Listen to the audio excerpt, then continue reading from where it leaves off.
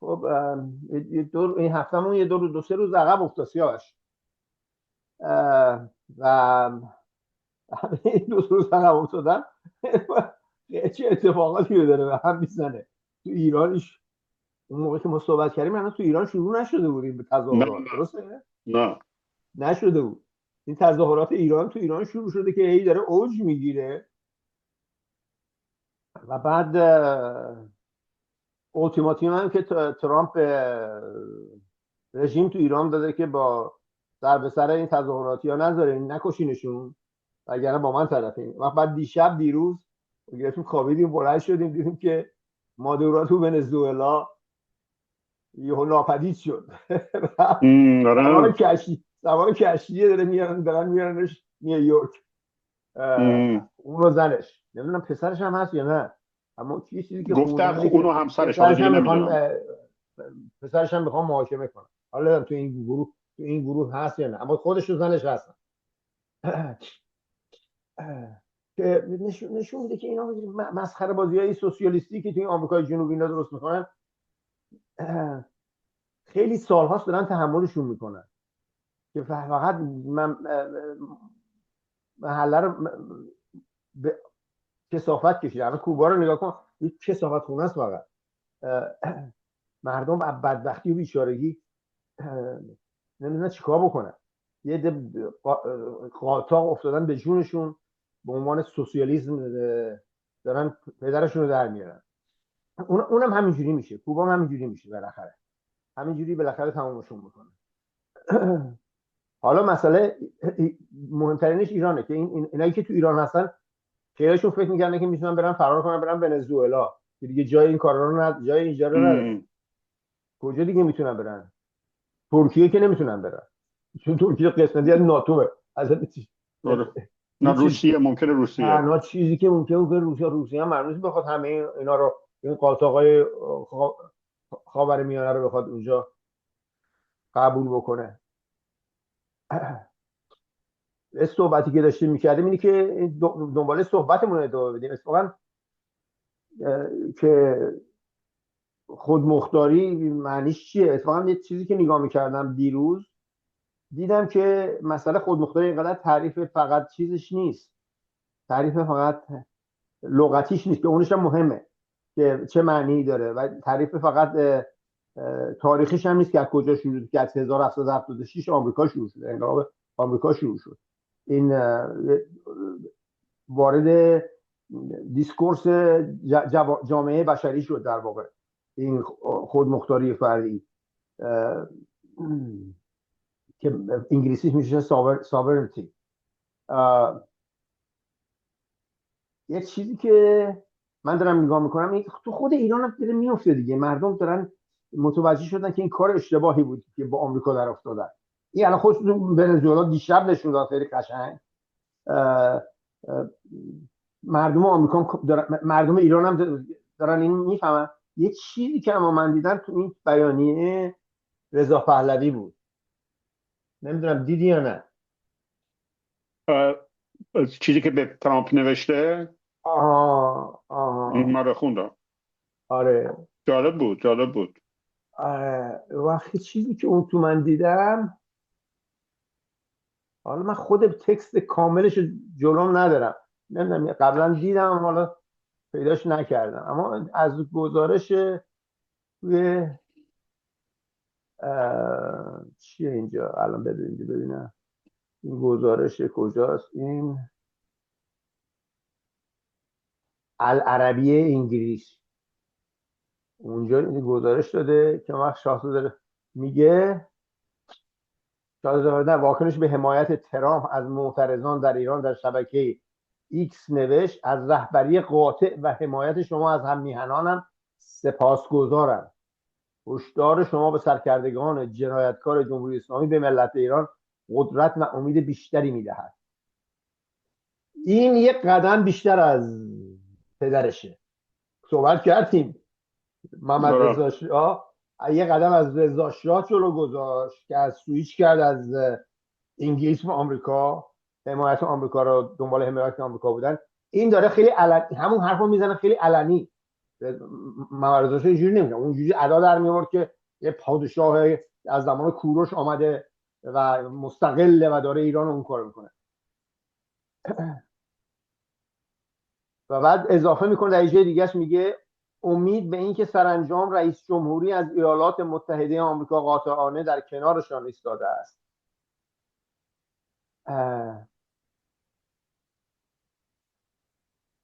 مردم ایران در حالی که جان خود را به خطر میاندازند تا به 46 سال سلطه این رژیم و هرج و مرج و ترور آن پایان دهند، پیامی را همراه با مسئولیتی بزرگ به من سپرده‌اند. این مسئولیت خودش داره تعریف می‌کنه. تلاش برای احیای رابطه‌ای که ایران زمانی با آمریکا داشت، رابطه‌ای که خود شکوفایی را برای خاورمیانه به ارمغان آورد. بعد اضافه میکنه من برنامه ای روشن برای گذار باثبات در ایران دارم و از حمایت مردم خود برای تحقق آن برخوردارم، اما این مشروط میشه با جمله بعدی: با رهبری شما، یعنی تحت رهبری شما حتی من این برنامه ما میتونم جلو ببرم، با رهبری شما در جهان آزاد میتوانیم میراثی ماندگار از صلح پایدار بر جای بگذاریم. یعنی موقعی که ما داریم میگردیم به دنبال عناصری از این خودمختاری ملی، این خودمختاری فردی، ببخشید، با خودمختاری فردی، ساورنتی، این ریشه های این چیز از تو خود ایران در نمیاد، این از تو آمریکا در میاد. اینی که میگه که من با رهبری شما میتونم بکنم، این در واقع یک کانکشن، یه وابسته کردن، اینو بستن به هم دیگه است. اینجاست که خودشو بروز میده. در نتیجه اینی که من دیدم و گفتم بیشترم یه مقدار بیشترم به این حرفایی که آدمای دیگه میزنن باید توجه بکنیم.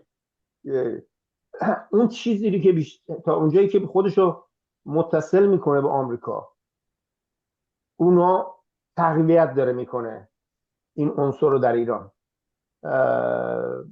حرفایی که امید دانا میزنه خیلی صریح و روشن میگه که باید ما با آمریکا باشیم، با اسرائیل باشیم، در این جهت حرکت میکنه. یعنی که این حرفی که فقط ما میزنیم نیست. از این نظر میخوام بگم میتونیم بریم بگیم که این حرف خودش چه معنی میده عمیق‌تر و از کجا آمده و چه شکلی شکل گرفته. تو این یه پروسه است، یه پروسه تکاملیه که حتی در خود آمریکا هم تموم نشده. این پروسه تکاملی ادامه داره.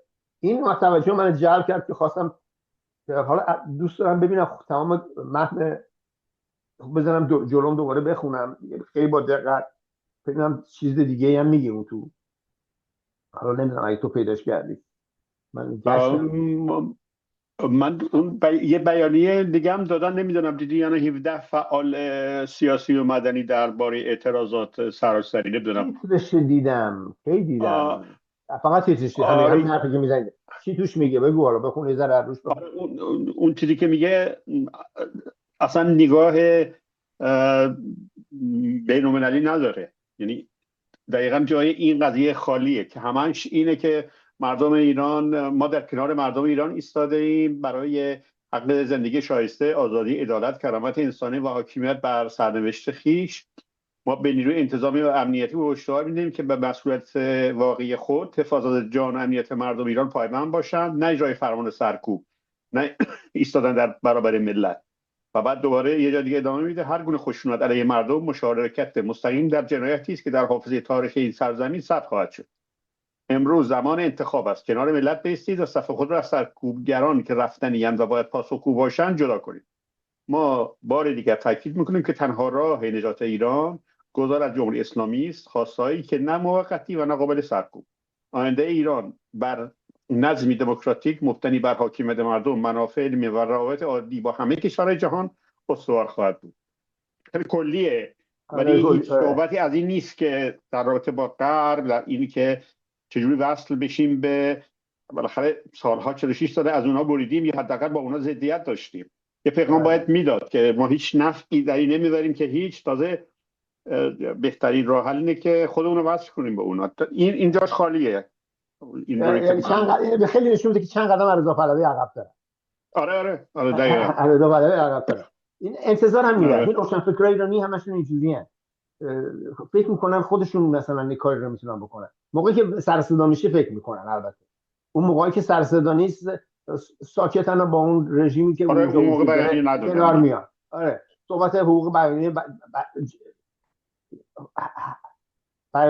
بشر سازمان ملل رو میکنن که قوانینی که ما میذاریم مطابق با اون باشه. اصلا اون کشکه. اگه میخوان توافقی داشته باشن و بذارن توافق با قانون اساسی آمریکا. به هر حال این مسیری که داریم میریم انتظارم نمیتونیم داشته باشیم. حالا تو ببینیم چه جوری میشه، چه کسایی میان. یه ذره بس صبر کنیم ببینیم آدمای دیگه چه جوری صحبت میکنن، چه حرفایی میزنن. بگو. باید صبر کنیم ببینیم روند حوادث به کجا داره میره. یعنی چقدر این قضیه ظاهرا اونطوری که پیداست هر روز هر شب که میگذره عمیق‌تر میشه، تعداد شهرهای بیشتری میان. باید ببینیم مسیرش به کجاست. به نظر من خیلی شتاب گرفته و خیلی رو غافلگیر کرده. به نظر میرسه که از همه کسایی که آماده بودن در برابر این جریان، پادشاهی خان خود رضا پهلوی و تیمش بوده. اونا بیش از همه آماده بودن.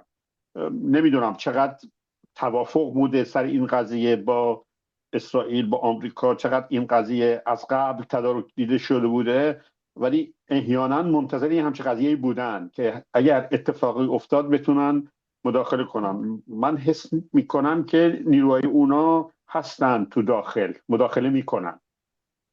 هیچ مدرکی ندارم ولی حس میکنم. چون آره دیگه دلیلم نداره که نکنن. الان هر دو هم اسرائیل و هم آمریکا دارن میکنن دیگه. اصلا بدون اونها نمیشه. باید بکنن. باید بکنن. همین جریانی که الان توی ونزوئلا انجام گرفته در واقع به شکل دیگه‌اش داره انجام میگیره. هر روز داره انجام میگیره. و هر کسی هم که تو ایران هست یا رابطه با ایران داره، اگه اینو انتظار نداشته باشه و ازش استقبال نکنه، راه عوضی داره میره. یعنی اگه نگاه کنیم به تاریخچه این قضیه، از یکم عقب برگردیم، از اون موقعی که اون اسناد تو دورغوزآباد بردن و نتانیاهو نشون داد که اینا دارن کارایی میکنن، بعد که فخریزاده ترور شد، بعد که این همه نفوذ دارن سر آدمای مختلف، خیلی خرابکاریایی کردن، بعدم که خود جنگ 12 روزه نشون داد چقدر اطلاعات از داخل دارن، چقدر نفوذ دارن، چقدر آدم دارن داخل. و گفتنم ما یه سری مشخصا توی زمین آدم داشتیم که شناسایی میکردن، حتی بعضی جاها هدایت میکردن این موشکای کوتاه برد. و حالا من مطمئنم که یعنی اگه با همین منطق جلو بریم، یه سری آدمایی دارن داخل که حالا اون گارد جاویدان که تشکیل دادن چقدر واقعی من نمیدونم، ولی احیانا هستن کسایی که هدایت میکنن این قضیه رو و ممکنه یه جاهایی خیلی مداخله مستقیم تری بکنن. من میگم خودم هیچ اطلاعی دقیق ندارم، اطلاع اصلا ندارم، ولی حس میکنم که خیلی منافع دراز مدت و منافع آنی داره اسرائیل که وقتی که این اتفاق میفته بتونه حد اکثر استفاده رو ازش بکنه. بعد اون پیغام ترامپ هم که گفت ما پر این اسلحه‌مون پره و همیش آماده ای، من فکر کنم خود ترامپ نخواد کاری بکنه، چون اگه خاطرت باشه سر اون مذاکره که میخواست بکنه گفت اگر نیاید مذاکره بکنید یه اتفاق بدی میفته. چندین بار هی گفت تو طول اون 2 ماه گفت بیاد مذاکره کنید، یه اتفاقات بدی خواهد افتاد که بد میشه براتون. خب اون اتفاق بد اسرائیل اون کار رو قرار بود بکنه. خود آمریکا رو آخر سر اون فورد و نتنز و اینا رو زد، ولی در واقع کار اساسی اسرائیل کرد. الان هم من فکر کنم آمریکا میگه ما تفنگمون پره و آماده شلیکیم، این کارو میتونه بده اسرائیل بکنه. یعنی اون حتما لازم نیست خود آمریکا بکنه. یعنی از یه نظر اونایی هم که تو داخل همینه که اون اونجوری بکنه، چون اصلا این رولیه که اسرائیل داره تو خاورمیانه بازی میکنه دیگه. درست مثل که یه پادگان بزرگ آمریکا توی خاورمیانه است. دقیقاً که نه فقط نقطه چیز نظامی نداره، بلکه بسیاری تحرکات سیاسی و اقتصادی توی منطقه داره و داره همین این کار رو انجام. یعنی اتفاقی که داره میفته، این جریان چپی که بعد از جنگ دوم جهانی توی خاورمیانه شروع شد، اینو پایان میده دیگه برای همیشه. کسایی که رفته بودن طرف اتحاد جماهیر شوروی که عبدالناصر بود، بعد این خود حافظ اسد بود، لیبی مثل قذافی بودن، حزبای بعثی توی عراق و سوریه بود که خب عراق رو تموم کردن، تموم شد. یعنی حزب بعث تو عراق تموم شد، تو سوریه هم دیگه آخرش آخر تموندهش این چی بود؟ اسد بود که اینم الان دیگه تمومش کردن. چیزی دیگه توی خاورمیانه باقی نمونده. مصر که اتوماتیک تموم شده بود، فقط ایرانه که در ظاهر جمهوری اسلامی در واقع همون جریان چپیه، ظاهر جمهوری اسلامیه. برای همین هم اصلا این چپی ها مثل این علیزاده و اینا و خیلی دیگه که دور و بر اون هستن هنوز چسبیدن، یه جوری خودشونو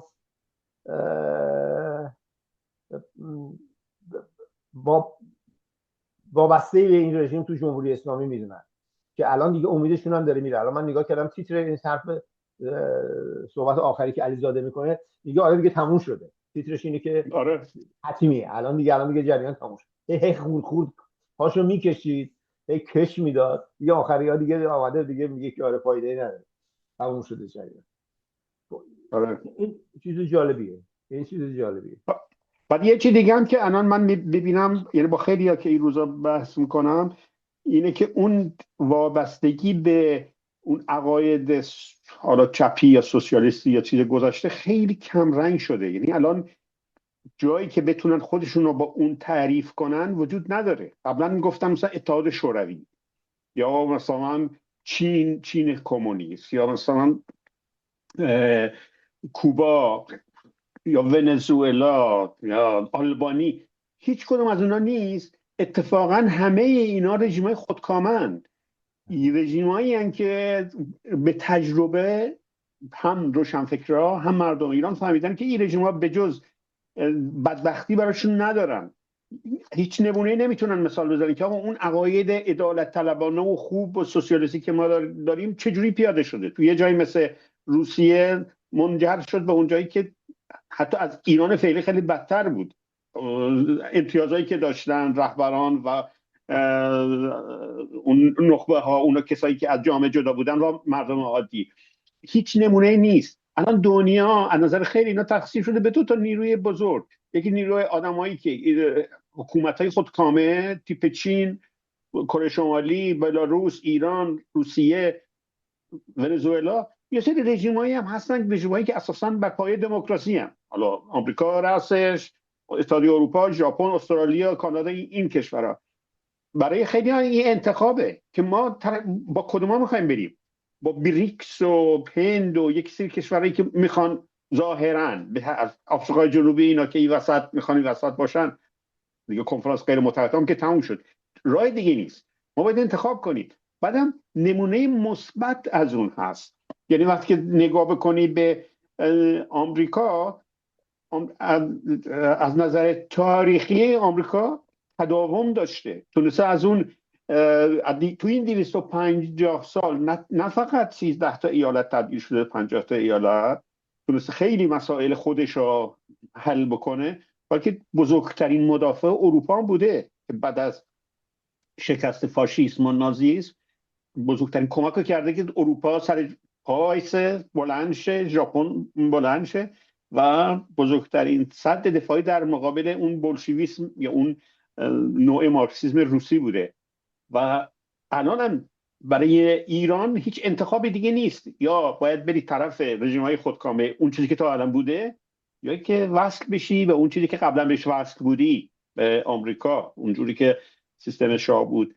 و برای خیلی مردم عادی هم این قابل پذیرش هم. میبینی که حسی که دارن در مورد آمریکا، در مورد اروپا، اگر یه موقع انتخاب داشته باشن کجا برن، اولین جایی که انتخاب میکنن آمریکاست، کاناداست، اروپاست. هیچ کسی فکرش به چین و روسیه اینا نمیفته و این خودش تو عمل نشون میده. حالا ممکنه از نظر نظری یه سری کسایی که هنوز اون آلودگی‌های گذشته را داشته باشن خیلی ناراحت باشن که ای وای آمریکا مثلا امپریالیست فلان، ولی حالا هر اسمی میخوای روش بذاری، این تا اینجا جامعه بشری کشونده آورده جلو. اینترنت و ای آی و تمام این پیشرفت‌های علمی و دانش فنی، دانش طولانی شدن عمر آدم‌ها از روسیه نیومده. حالا اونم یه چیزایی بهش اضافه کردن ولی در اصلا قابل مقایسه نیست. تداوم داشته. ما چاری نداریم به اونا وصل بشیم.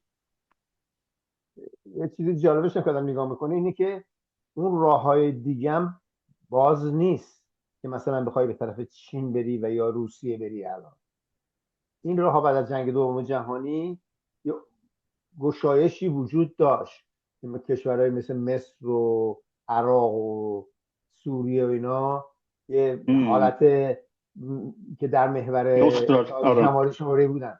الان این واضح خود روسیه و چین هم استقبالی از این جریان نمیکنن، اصلا ندارن که آقا بیا طرف ما، طرف آمریکا با نسل بیا طرف ما. الان اینجوری نیست. به اضافه اینکه اصلا توی خود جامعه ایران جز یه تعداد خیلی محدودی که دیگه واقعا افکارشون بسته است که ممکنه مثلا در مورد کوبا فکر کنن. من آدمایی که نگاه میکنم مثلا انگشتای دستم بیشتر نمیره جلو، یعنی حالا ممکنه یه چند تا دیگه هم جای دیگه باشن اما خیلی کمن که اینجوری میتونن فکر کنن. راهی وجود داره که تو خیابونای ایران هم اصلا از این چیزی رو نمیبینی الان دیگه، اصلا هیچ چنین چیزی وجود نداره.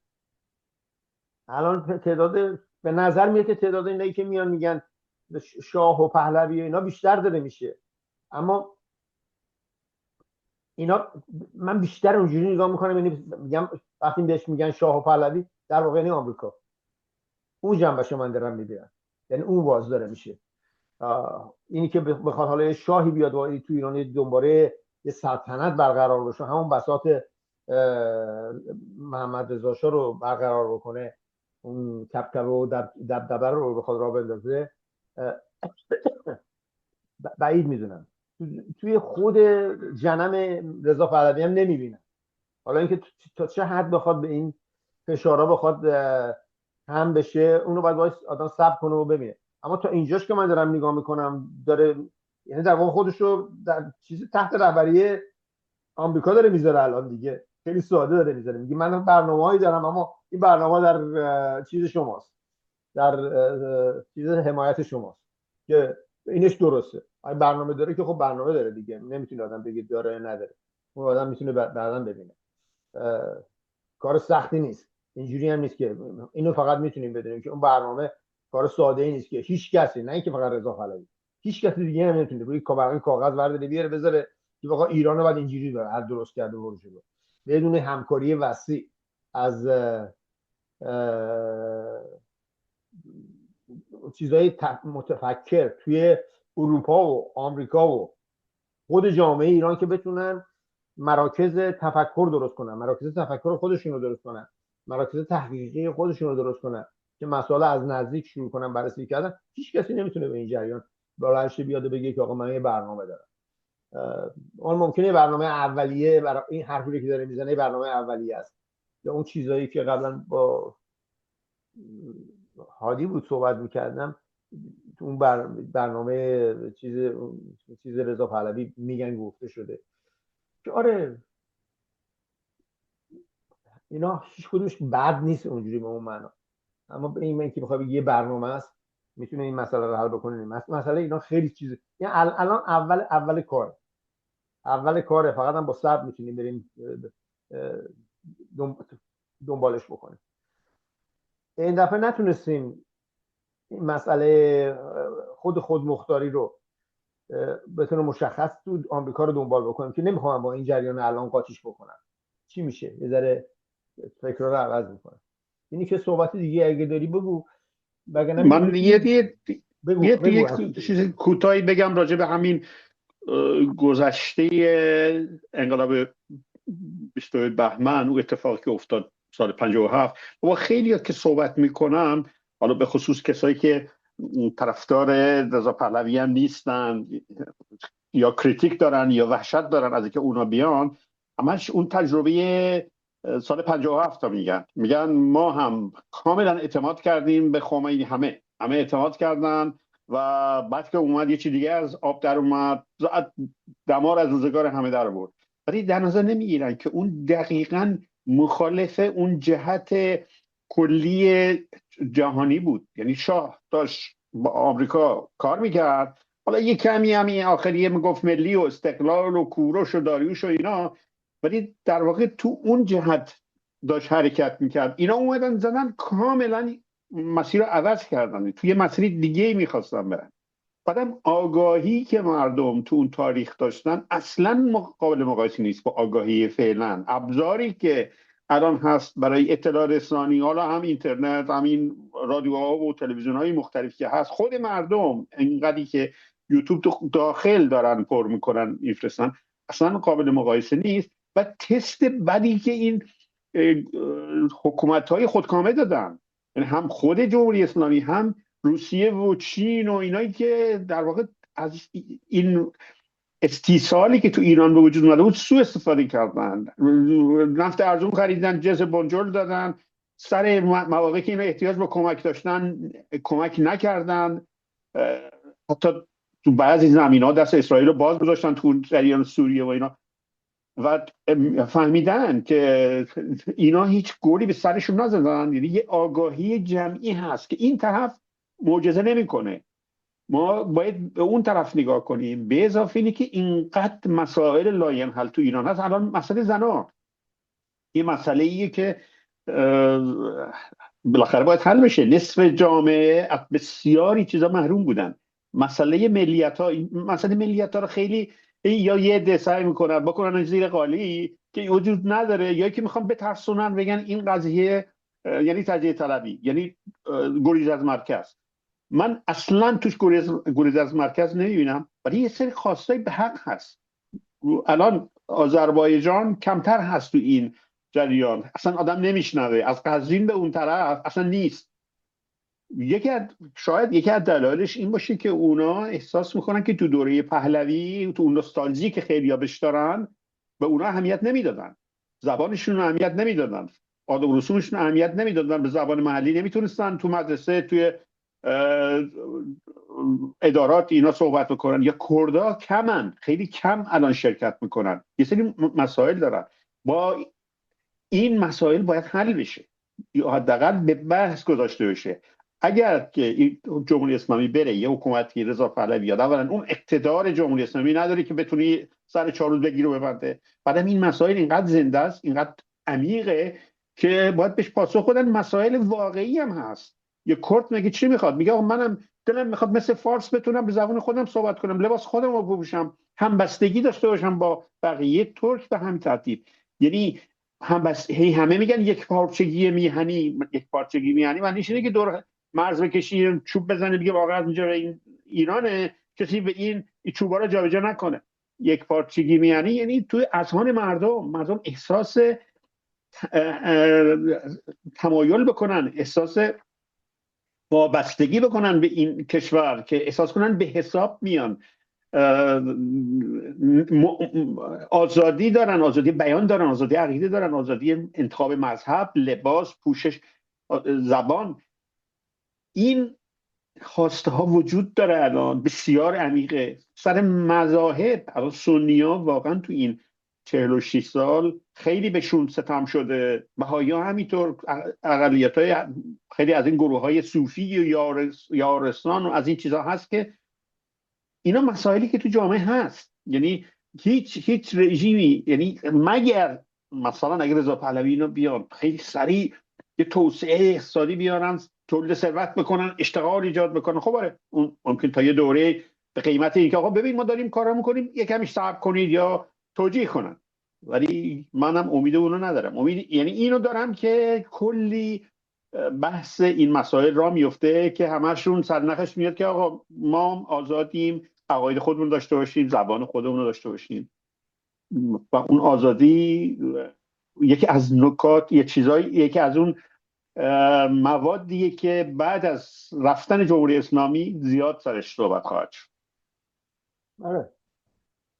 حالا بیشتر هم میتونیم روی این جریان صحبت کنیم. یعنی قبلا هم که صحبت کردیم هسته مرکزی بیشتر اینه که به طرف آمریکا حرکت بکنه، اون چیز گریز از مرکز تبدیل کنه به جاذبه مرکز. حالا دفعه دیگه هم باید بیشتر روی جریان صحبت. میخوای تموم کنیم الان اینجا؟ آره. بعد دوباره تماس میگیریم تو روزهای آینده. بسیار عالی. ممکنه اتفاقات سریعتری داره حرکت میکنه، دقیقاً مجبور بشیم با اون اتفاقات بیشتر اول صحبت کنیم. دقیقاً.